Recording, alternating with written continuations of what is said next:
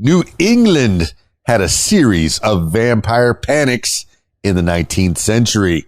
Vampires haunted our imagination long before Bram Stoker's classic 1897 novel Dracula popularized the vision of blood-sucking monster we know today.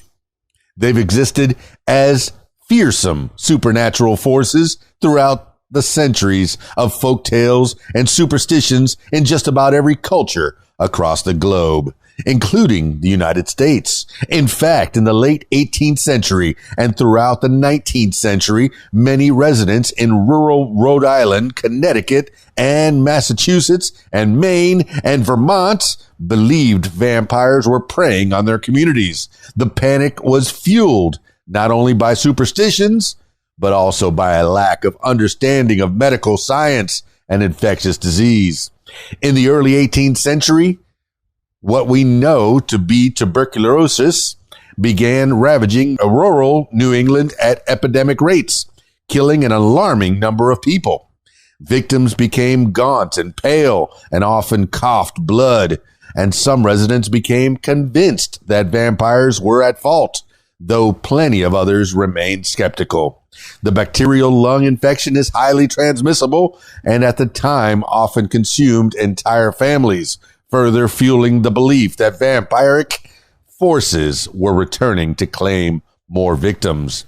The vampires weren't necessarily seen as corporeal beings, rising from the dead under the cover of night.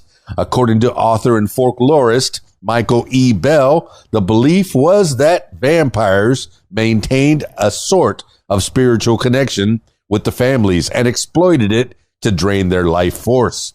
In an attempt to stop the deadly spread, a vampire hunt took place throughout the region. Graves were exhumed and bodies were sometimes turned over or parts rearranged.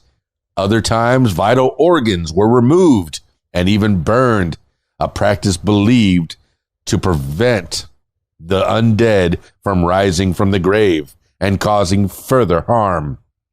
Roughly 80 cases of exhumation have been recorded between the late 1700s and 1892, though many more are presumed to have taken place. As outlandish as it may seem now, the New England vampiric panic remains a relevant reminder that the monsters we create are often a reflection of our own fears, unknowns, and anxieties. New England had a series of vampiric panics in the 19th century. Hope you learned something about vampires. Do you have any historical facts? Drop me some comments.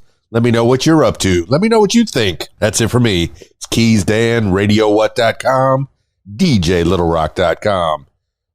Peace.